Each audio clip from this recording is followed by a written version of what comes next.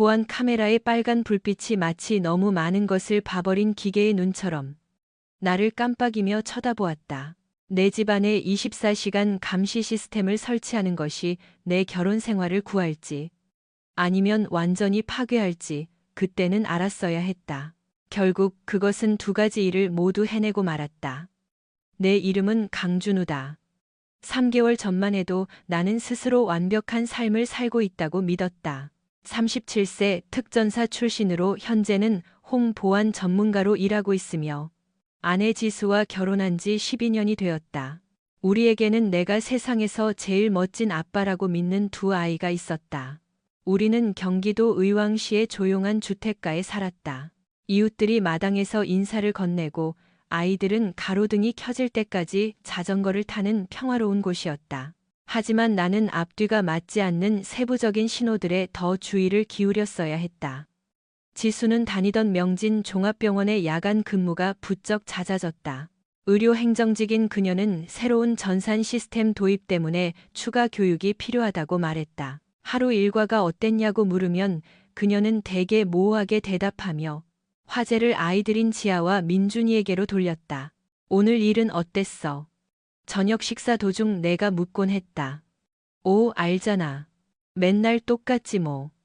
김 과장님은 아직도 간호팀이랑 근무표 때문에 실랑이 중이고 그녀는 내 눈을 피하며 샐러드를 뒤적였다. 지아, 아빠한테 오늘 학교에서 배운 과학 실험 얘기 좀 해드려. 그러면 8살 딸아이는 신이 나서 화산 폭발에 대해 설명했고 5살 민준이는 치킨 너겟으로 탑을 쌓느라 정신이 없었다. 식탁에서의 대화는 평범해 보였지만 지수는 식탁 밑으로 끊임없이 휴대폰을 확인했다.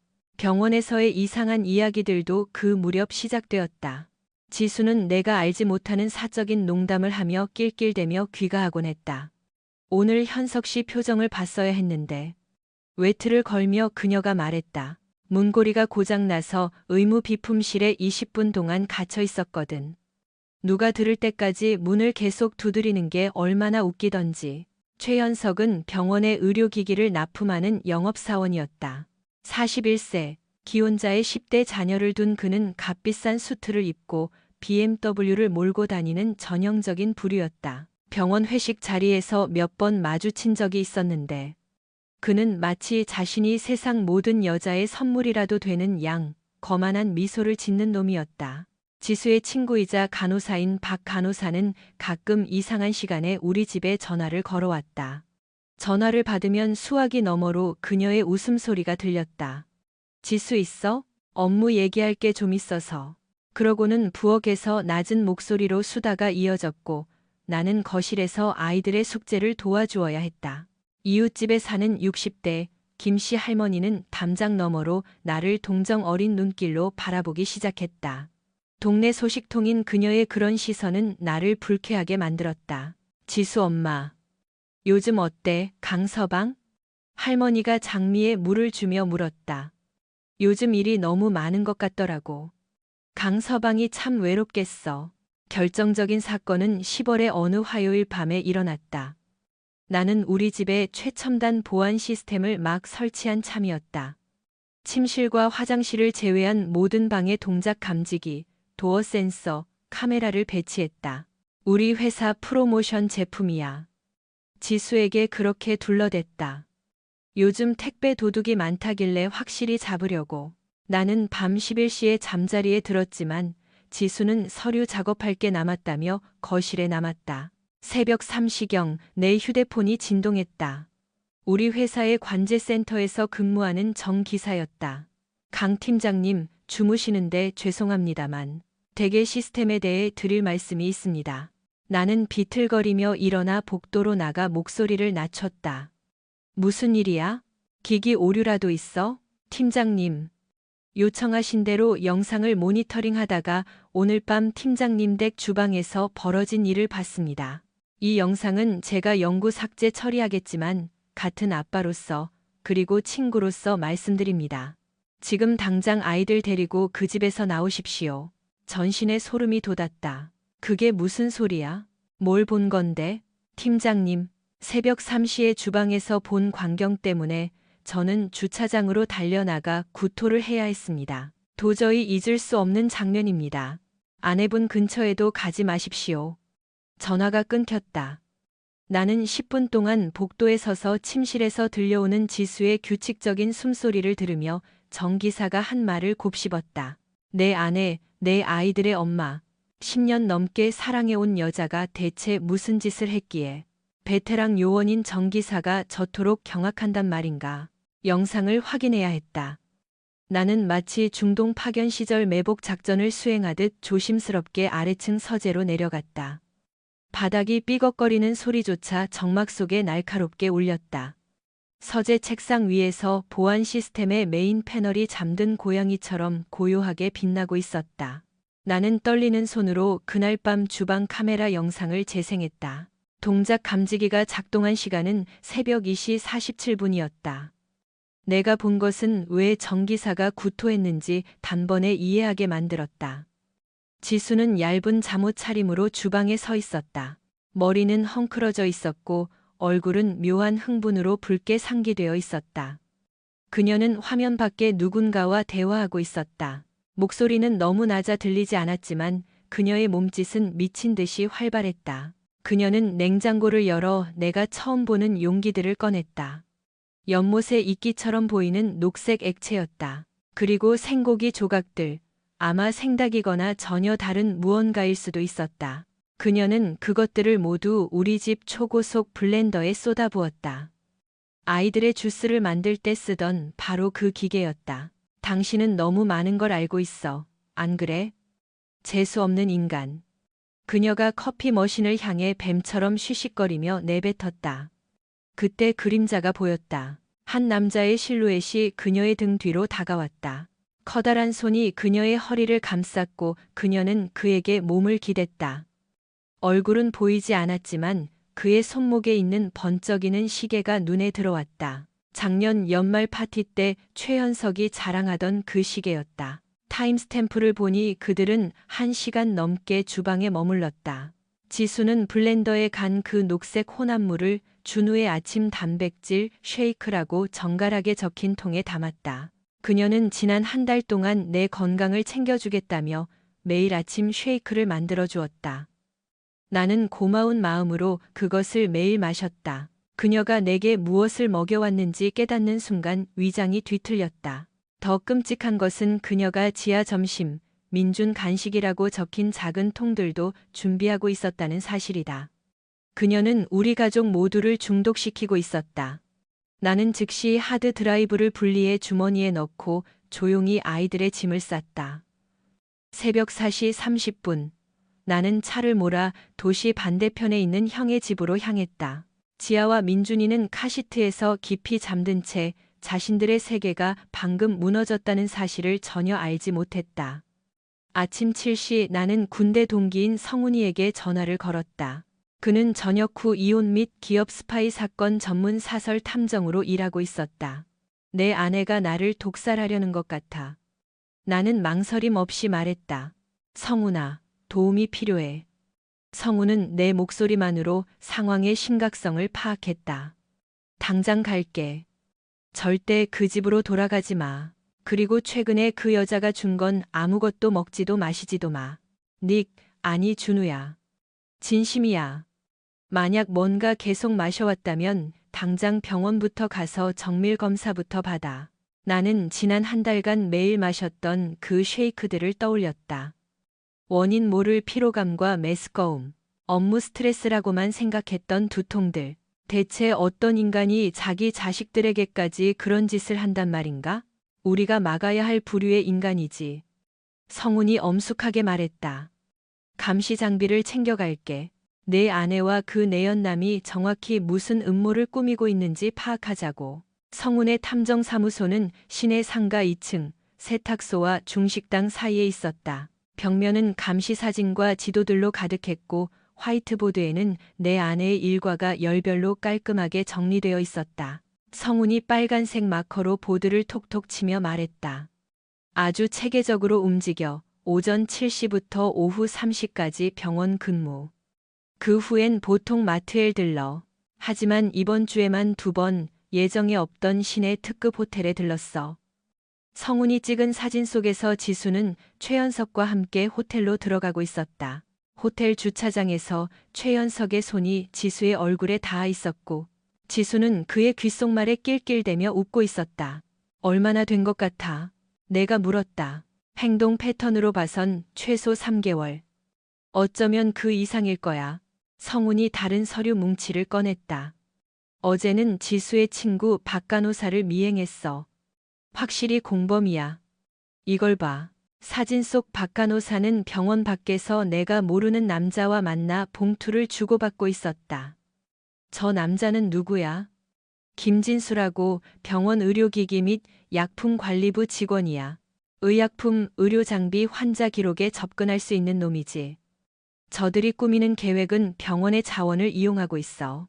그때 지수에게서 메시지가 왔다. 어디야?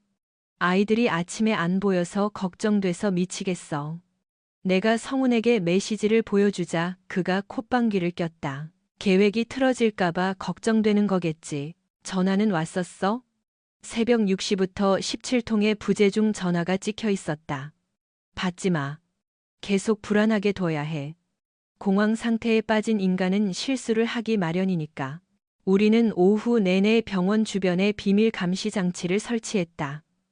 성훈의 인맥 덕분에 직원 주차장과 공공장소에 접근할 수 있었다. 마치 군사작전을 짜는 기분이었다.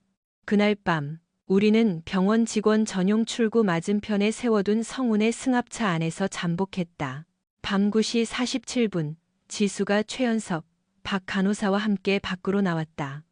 그들은 최연석의 BMW로 향하며 심각하게 대화를 나눴다. 도청 가능해? 내가 물었다. 성훈이 장비를 조절했다. 선명하진 않지만 입모양을 읽을 수 있어.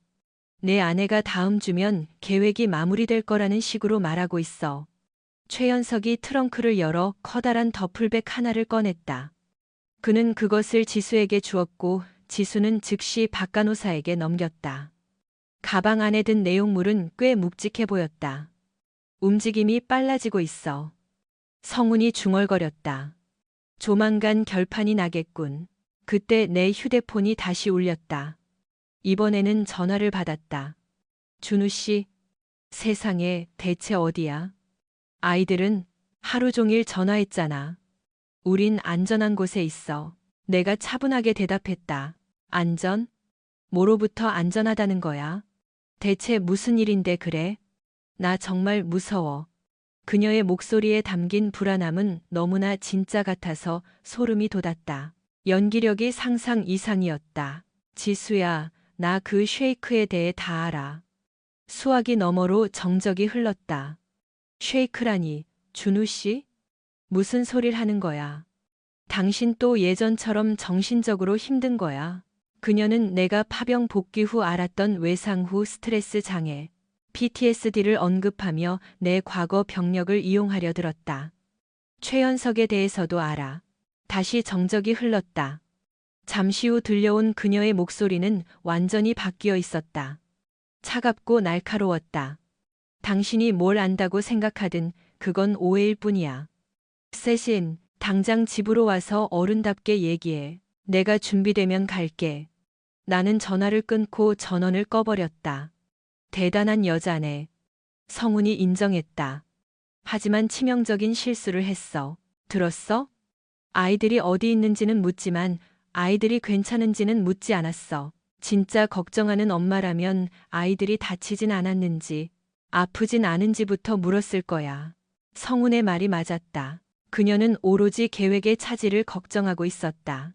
우리는 최현석의 BMW를 따라 도시 외곽의 한 공유 창고로 향했다. 최현석과 박 간호사는 트렁크에서 몇몇 상자들을 내렸는데 지수가 박 간호사에게 줬던 그 무거운 가방도 포함되어 있었다. 그들은 창고 안에 20분 정도 머물렀다. 내일 밤이면 저 안에 뭐가 들었는지 알 수 있겠지. 성훈이 말했다.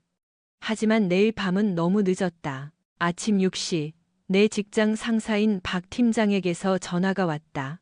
준우야, 오늘 좀 일찍 나와야겠다.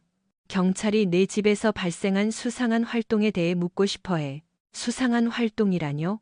내 아내가 네가 비정상적인 행동을 보이고 있어서 아이들의 안전이 걱정된다고 신고했어. 네가 설치한 보안 시스템을 이용해 부적절하게 자기를 감시하고 있다고 하더구나. 덫이 나를 조여오고 있었다. 지수는 내가 정신적으로 불안정한 남편이라는 서사를 짜고 자신은 피해자이자 걱정 많은 엄마 역할을 연기하고 있었다. 팀장님, 제가 다 설명할 수 있습니다. 그래야 할 거야. 지금 정 형사가 우리 회사 감시장비 압수수색 영장을 들고 와 있거든. 정 형사는 정 기사의 형이었다. 정 기사가 내게 전화를 걸어 경고했던 그 사건은 우연이 아니었다. 나는 시내 식당에서 성훈을 만나 전략을 짰다. 그는 밤새 최연석의 재정 상태와 비즈니스 거래 내역을 수집했다. 내 아내의 내연남, 빚더미에 앉아 있더라고. 성훈이 커피를 마시며 보고했다. 최근 2년 동안 영업 실적은 바닥이고 사채업자들에게 거액을 빌렸어.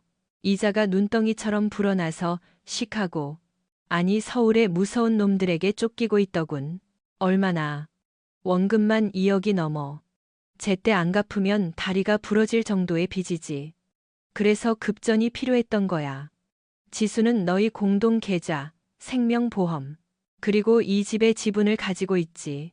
너한테 무슨 일이 생기면 그녀가 모든 걸 상속받게 돼. 그리고 만약 내가 정신적으로 불안정하다는 걸 증명하면 양육권과 아이들 명의의 신탁 자금까지 차지할 수 있겠지. 나는 지수가 음식에 넣었던 그 녹색 액체를 생각했다. 만약 그녀가 단순히 독살하려던 게 아니라면 나를 미친 사람처럼 보이게 만들어서 사회적으로 매장시키려던 거라면? 성훈이 슬프게 고개를 끄덕였다. 어떤 약물들은 환각이나 편집증, 이상 행동을 유발할 수 있어. 만약 내가 미친 짓을 시작하고 그녀에게 증인이 있다면 그녀는 나를 정신병원에 강제 입원시킬 수 있었을 것이다. 혹은 내가 폭력적으로 변해 그녀나 아이들을 위협했다면 정당방위라는 명목으로 누군가 나를 해칠 수도 있었을 것이다. 최연석은 불안정한 남편과 아빠로부터 지수와 아이들을 구한 영웅이 되고 내 생명보험금까지 챙기려 했던 것이다. 분노가 불길처럼 타올랐다. 이들은 내 아내를 뺏고 결혼 생활을 파괴한 것뿐만 아니라 내 인생 전체를 파멸시키고 아이들을 뺏으려 했다. 다음 단계는 뭐야? 내가 물었다. 성훈이 미소 지었다. 그들이 원하는 걸 정확히 주자고. 네가 불안정하고 위험해 보이게 만드는 거야. 하지만 우리 방식대로 카메라가 돌아가는 상황에서 말이지. 그날 오후 나는 최연석이 일하는 수입차 전시장으로 향했다. 그는 의료기기 영업 외에도 부업으로 외제차 판매를 하고 있었다. 직원 주차장에서 그의 BMW를 찾았다. 성훈의 사진 속에서 지수를 태우고 호텔로 가던 바로 그 차였다. 나는 마트에서 산 냉동 새우 한 봉지를 들고 있었다. 나는 보닛을 열어 에어컨 필터 깊숙한 곳에 새우를 집어넣고 칼로 타이어 2개를 그어버렸다. 앞유리에는 빨간 마커로 적은 쪽지를 남겼다. 다음은 내 차례다. 그러고는 길 건너편 승합차 안에서 기다렸다. 퇴근 무렵 전시장에서 나온 최현석은 통화 중이었다. 지수에게 하는 전화 같았다. 자신의 차 상태를 본 그는 50m 밖에서도 들릴 만큼 크게 비명을 질렀다. 이게 뭐야? 어떤 새끼가 이런 짓을 했어? 내 쪽지를 발견한 그의 얼굴이 창백해졌다. 그는 주위를 두리번거리며 누군가에게 전화를 걸었고 10분 만에 경찰차가 도착했다. 나는 들키기 전에 자리를 떴지만 목적은 달성했다. 공포에 질린 인간은 실수를 하기 마련이니까. 그날 밤 성훈과 나는 최연석과 박 간호사가 갔던 그 공유 창고에 잠입했다. 법적으로는 가택 침입일 수 있었지만 성훈에게는 열쇠 수리공 수준의 기술과 분실된 열쇠에 대한 그럴듯한 변명거리가 있었다. 창고 안에서 우리는 병원에서 빼돌린 의료 비품 상자들을 발견했다. 각종 약물, 주사기, 모니터링 장비들. 하지만 가장 충격적인 발견은 내 일과와 일정, 병력, 재무 기록이 상세히 기록된 파일 처리였다. 그들은 수개월 전부터 이 일을 계획해왔던 것이다. 이걸 봐. 성훈이 지수의 필체로 적힌 3단계 계획을 보여주었다. 1단계. 음식과 음료를 통해 타겟을 쇠약하게 만들고 감정 기복을 유도한다. 2단계. 공공장소에서 돌발 행동을 유도해 정신적 불안정 서사를 구축한다.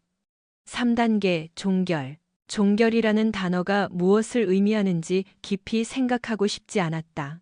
경찰에 신고하자. 내가 말했다. 아직이야. 이건 무언가를 계획했다는 증거는 되지만 구체적인 범죄 사실을 입증하기엔 부족해. 그들이 직접 움직이는 순간을 포착해야 해. 그때 내 휴대폰이 울렸다. 모르는 번호였다. 최연석을 그만 괴롭혀. 안 그러면 후회하게 될 거야. 이건 마지막 경고다. 박 간호사였다. 그들이 당황하고 있었다. 이제 더 몰아붙일 차례였다. 나는 내 집을 되찾기로 결심했다. 새벽 2시. 나는 보안 전문가용 마스터 코드로 내가 설치했던 알람을 해제했다. 지수에게 내가 왔다는 걸 알리고 싶었지만 상황의 주도권은 내가 쥐고 싶었다. 그녀는 우리가 12년 동안 함께 써온 침대에서 잠들어 있었다. 아이들이 생기고 미래를 약속하던 그곳이 이제는 적진처럼 느껴졌다. 나는 창가 의자에 앉아 그녀가 깨기를 기다렸다. 새벽 3시 30분경. 내 기척을 느낀 그녀가 소스라치게 놀라며 일어났다. 준우 씨, 세상에, 사람 놀라게 왜 이래? 정말 놀랐어? 내가 먹던 음식에 당신이 넣었던 것들보다는 덜 놀랐을 텐데. 어둠 속에서도 그녀가 머리를 굴리는 소리가 들리는 듯 했다. 무슨 소린지 모르겠어. 당신 또 망상 증세가 도진 거야. 김 과장님께 전화해봐야겠어. 그녀는 내 과거 PTSD 증상을 이용해 자신의 범죄를 덮으려 했다. 영상 다 봤어, 지수야. 주방 카메라에 다 찍혔다고. 당신 얼굴, 당신이 한 화학 실험, 녹색 쉐이크, 그리고 심야의 미래까지. 그녀는 울기 시작했지만 그것은 계산된 눈물이었다. 준우 씨, 제발 내 말 들어. 당신은 지금 아픈 거야. 헛것을 보고 있는 거라고. 현석 씨는 그냥 나를 도와주던 친구일 뿐. 우리 아이들까지 중독시키려던 게 친구가 할 짓이야. 난 지아와 민준이를 해치려는 짓은 절대 용납 못해. 내가 언제 그랬어. 난 아이들에겐 아무 짓도 안 했어. 그녀의 항변은 이미 내가 그녀의 본 모습을 알고 있는 상황에서 공허하게 들렸다. 나는 휴대폰을 꺼내 성훈이 녹음한 박 간호사와의 대화 내용을 재생했다. 닉, 아니 준우는 정말 순진해. 다음 주면 계획대로 끝날 거야. 현석 씨가 다 준비해뒀어. 지수의 얼굴이 일그러졌다. 지금 나를 도청한 거야? 아내를 감시한 거냐고. 내 아내가 내 목숨을 노리고 있는데 감시 안 하게 생겼어? 당신 정말 끝장이야, 준우 씨. 이 피해망상, 감시 장비, 근거 없는 비난들, 치료가 시급하다고. 그녀는 정말 대단했다. 만약 내가 증거를 직접 보지 않았다면 정말 속아 넘어갔을지도 모른다. 최현석한테 전화해. 내가 말했다. 뭐, 당신 내연남한테 전화해서 이리로 오라고 해. 이제 단판을 지을 시간이야. 그녀가 망설이자 나는 덧붙였다. 지금 당장 안 부르면 경찰에 신고하고 내가 가진 모든 녹음 파일을 넘기겠다. 떨리는 손으로 그녀는 현석의 번호를 눌렀다. 현석 씨, 준우 씨가 여기 있어요. 다 알아버렸어. 당신이랑 얘기하고 싶대. 제발 빨리 와줘요. 최현석은 20분 만에 도착했다. 근처 박 간호사의 오피스텔에서 대기하고 있었던 게 분명했다. 그는 마치 자기 집인 양 거만하게 우리 집 거실로 들어왔다. 비싼 폴로 셔츠를 입고 가식적인 걱정의 표정을 지은 채였다. 준우 씨, 지수에게 얘기 들었네. 요즘 마음이 많이 힘들다면서? 친구로서 내가 도와주고 싶어 왔네. 친구로서? 내가 되물었다. 남의 아내랑 자는 놈들이 요즘은 그렇게 부르나 보지? 그의 가면이 잠시 벗겨지고 본 모습이 드러났다. 차갑고 계산적이며 양심이라곤 없는 인간. 자네 오해한 거야. 지수와 나는 업무 파트너일 뿐이네. 나는 성훈이 찍은 호텔 주차장 사진을 던졌다. 두 사람이 입을 맞추고 지수의 몸에 현석의 손이 가 있는 사진이었다. 업무 파트너끼리 이런 식으로 회의를 하나 보지. 최현석의 평정심이 무너졌다. 준우 씨, 지수가 자네가 무서워서 나한테 도움을 청한 거야. 자네가 발작을 일으킬 때 무슨 짓을 할지 모른다면서 말이야. 난 그저 병원에서 약품을 좀 가져다 주며 상황을 해결하려 했을 뿐이네. 그는 내가 공유 창고와 타임라인에 대해 알고 있을 거라고는 생각도 못하는 것 같았다. 1단계, 준우를 약물로 쇠약하게 만든다. 2단계, 미친 사람으로 몰아세운다. 3단계, 종결. 당신 필체로 된 계획서 다 봤어, 지수야. 최현석이 갑자기 일어났다. 안 되겠군, 경찰을 불러야겠어. 준우 씨, 당신은 지금 명백한 정신 이상 증세를 보이고 있어. 근거 없는 비난에, 미행에 내 차까지 파손했지. 불러, 내가 말했다. 내가 모은 증거들 경찰한테 보여주고 싶어 안 달랐으니까. 최현석이 처음으로 당황한 기색을 보였다. 무슨 증거? 전부 다. 공유 창고, 훔친 의료 비품, 나를 아프게 했던 그 약물들, 그리고 당신이 서울 사채업자들에게 진 빚 독촉 서류까지. 최현석의 안색이 흑빛이 되었다. 내 창고에 들어간 거야? 내 친구가 전문가거든. 지수가 다시 울기 시작했다. 이번에는 진심 어린 공포였다. 현석 씨, 당신이 다 잘 될 거라고 했잖아. 준우 씨는 절대 모를 거라고 했잖아. 입 다물어, 지수. 우리가 같이 있을 수 있게 돈만 챙겨서 떠나자고 했잖아. 지수의 폭로에 최현석은 완전히 이성을 잃었다. 그는 재킷 안쪽에서 무언가를 꺼냈다. 이렇게 된 이상 어쩔 수 없군. 그는 날카로운 흉기를 꺼내들었다. 하지만 그 행동은 그가 예상한 결과를 가져오지 못했다. 내 집에서, 내 아내 앞에서 나를 흉기로 위협하다니. 나는 차분하게 말했다. 보안 카메라에 정말 예쁘게 찍히겠군. 최현석이 주위를 둘러보며 당황했다. 무슨 카메라? 내가 아까 다 해제한 줄 알았는데? 내가 절대 끄지 않는 카메라들이 있지. 내 고백과 지금 나를 죽이겠다고 협박하는 장면까지 다 기록되고 있어. 사실 이건 거짓말이었지만 아주 효과적인 거짓말이었다. 알람은 껐지만 카메라 녹화는 별도의 전용 회로로 돌아가고 있었다. 거짓말 마. 최현석이 소리쳤지만 목소리는 떨리고 있었다. 거짓말 같아? 저기 빨간 불빛 보이지, 현석아? 보안 전문가가 자기 집을 무방비로 둘 거라 생각했어? 그는 공황 상태에 빠져 주위를 두리번거렸다. 현석 씨, 제발 그만둬. 일이 너무 커졌어. 지수가 소리쳤다. 이미 늦었어. 이 새끼가 다 알고 있다고. 오늘 끝내지 않으면 우린 감옥행이야. 아무도 감옥에 안 가도 돼. 내가 나직하게 말했다. 아직은 돌이킬 수 없는 죄를 지은 건 아니니까. 무슨 소리야? 훔친 의료 비품은 돌려주면 돼. 나한테 먹인 약도 치명적인 건 아니었지. 불륜도 요즘은 죄가 아니잖아. 하지만 나는 천천히 자리에서 일어났다. 살인은 다르지. 흉기로 위협하는 것도 특수 협박에 해당하고. 현석아, 지금 이 방에서 중범죄를 저지르고 있는 건 너 하나뿐이야. 최현석의 손이 덜덜 떨렸다. 그는 누굴 죽일 만한 위인이 못 됐다. 그저 돈에 눈이 멀어 너무 깊이 발을 들인 사기꾼일 뿐이었다. 아직 기회는 있어. 흉기 내려놓고 지수랑 관계 정리하고 훔친 것들 다 돌려줘. 그럼 나도 없던 일로 해주지. 난 내 가정을 지키고 너는 자유를 지키고 각자 갈 길 가자고. 내 빚은 어쩌고. 최현석이 절규했다. 그놈들은 할부 따위 안 해준단 말이야. 그건 내 문제지. 남의 인생 망치려 들기 전에 생각했어야지. 지수가 흐느끼며 말했다. 준우 씨, 정말 미안해. 난 일이 이렇게까지 될 줄 몰랐어. 현석 씨가 당신은 절대 모를 거라고 해서. 그만해, 지수야. 당신 말 더는 안 믿어. 현석아, 마지막 기회다. 그거 내려놔. 하지만 그는 흉기를 더 높이 쳐들며 내 가슴을 겨누었다. 난 감옥 못 가, 준우 씨. 빈손으로 돌아갈 수도 없어. 이게 유일한 길이야. 아니, 이게 진짜 유일한 길이다. 나는 휴대폰의 버튼 하나를 눌렀다. 순간 집안의 모든 조명이 동시에 켜졌다. 보안용 비상등, 실내등, 정원등까지 집 전체가 경기장처럼 밝아졌다. 동시에 자동 스프링클러가 작동하며 거실 전체에 차가운 물줄기를 쏟아냈다. 최현석은 갑작스러운 섬광과 물세례에 눈을 뜨지 못한 채 비틀거렸다.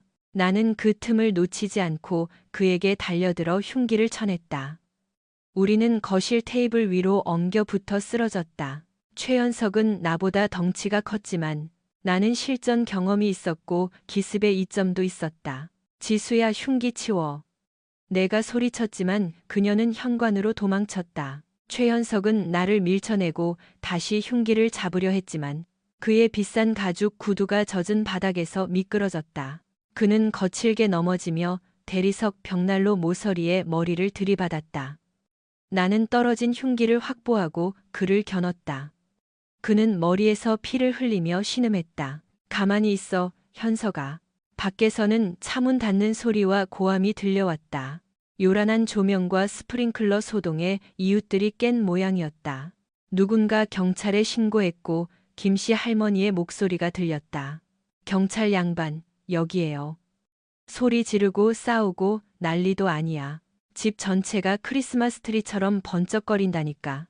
할머니는 젖은 채 당황해하는 지수를 붙잡고 경찰에게 설명하려 했지만 지수의 이야기는 앞뒤가 맞지 않았다. 집안에는 최현석의 흉기가 있었고 그의 창고에는 훔친 의료 비품이 가득했으며 카메라에는 그들의 음모가 고스란히 담겨 있었다. 정 기사의 형인 정 형사는 현장에서 내 진술을 받았다.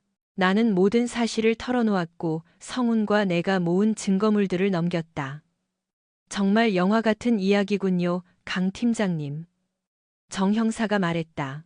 동생 정 기사가 걱정을 많이 하더군요. 아이들은 어디 있습니까? 제 형네 집에 안전하게 있습니다. 그들은 지수가 범인이라는 사실이 밝혀질 때까지 그곳에 머물렀다.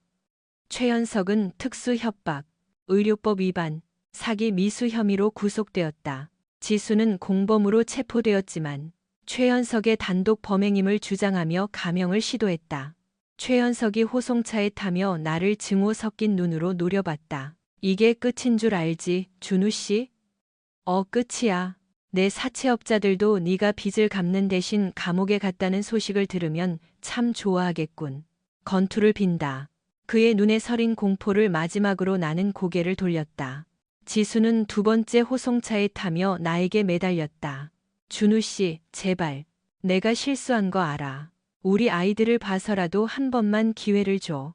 나는 내가 12년 동안 사랑했던 여자, 내 아이들의 엄마였지만 돈과 불륜남을 위해 내 인생을 망치려 했던 여자를 차갑게 바라봤다. 아이들은 당신보다 더 나은 대접을 받을 자격이 있어. 우리 둘 다보다 더 말이야. 특히 당신 같은 엄마보다는. 그 후 나는 변호사 사무실에서 최종 이혼 서류에 도장을 찍었다. 지수는 범죄 모의 혐의로 징역 2년의 집행유예를 선고받는 대가로 최현석에게 불리한 증언을 했다. 최현석은 징역 5년을 선고받았다. 훔친 의료 비품은 병원으로 반환되었고 내게 먹인 약물은 성훈의 추측대로 환각과 진정작용을 일으키는 약물이었다는 것이 밝혀졌다. 다행히 영구적인 손상은 없다는 의사의 진단을 받았다. 박 간호사는 해고되었고 공범으로 기소되었다. 의료기기 업체 직원 김진수도 수사에 협조하는 대가로 기소유예 처분을 받았다. 나는 지아와 민준이의 단독 양육권을 가졌고 지수는 일주일에 한 번 감시하에 면접 교섭권만 허용되었지만 그녀는 거의 나타나지 않았다. 그녀는 지방으로 내려가 작은 치과에서 접수원으로 일하고 있다고 들었다. 아이들은 심리치료를 받으며 엄마가 왜 더 이상 함께 살 수 없는지 조금씩 이해해 가고 있다. 아이들은 강인했지만 그 상처는 오래갈 것이다. 최현석의 빚에 대해서는 사채업자들이 다른 방식으로 돈을 회수한 모양이다. 성훈의 인맥을 통해 들으니 현석의 집과 차, 그리고 아내의 재산까지 모두 압류되었다고 한다. 그의 아내는 이혼 후 아이들을 데리고 다른 도시로 떠났다. 최현석의 창고에는 의료 비품뿐만 아니라 대규모 보험 사기 관련 자료들도 있었다. 결국 검찰이 추가 기소하며 그는 아주 오랜 시간 감옥에 있게 될 것이다. 나는 집을 지켰지만 모든 자물쇠를 바꾸고 보안 시스템을 더 업그레이드했다. 김 씨 할머니는 여전히 마당에서 손을 흔들어 주시지만 이제 그녀의 미소에는 동정이 아닌 진심이 담겨 있다. 준우 씨, 이제 좀 괜찮아? 그녀가 물으면 나는 대답한다. 네, 할머니. 우리 가족 모두 이제 괜찮아졌어요.